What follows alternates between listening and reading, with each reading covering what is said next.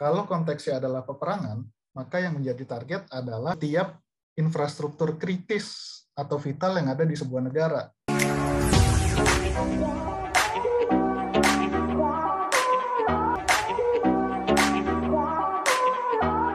Apa sih social engineering ini? Social engineering ini kita bicara rekayasa sosial.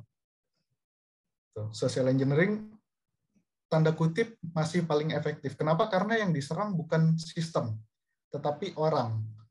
Contoh social engineering yang sangat efektif terjadi di Indonesia, Mama Minta Pulsa.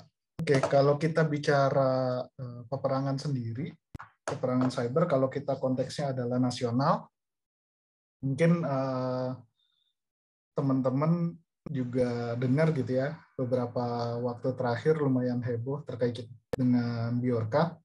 Ya, maka mungkin bisa jadi sampai saat ini motifnya nggak jelas gitu ya. Tapi itu bagian dari national security breach. Kalau kita bicara perang siber, apa sih yang menjadi target biasanya?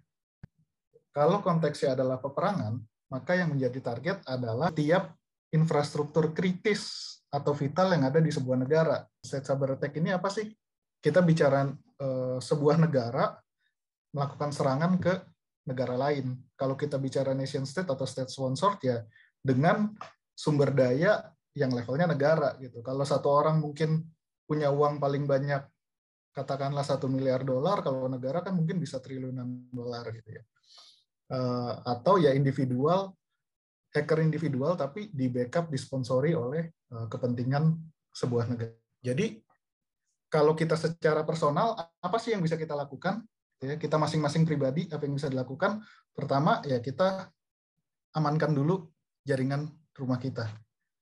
Ya, kalau di rumah pakai WiFi, ya dikasih password gitu. Minimum WPA2. Kenapa? Karena ada sebelumnya namanya WEP, itu bisa di crack dengan mudah.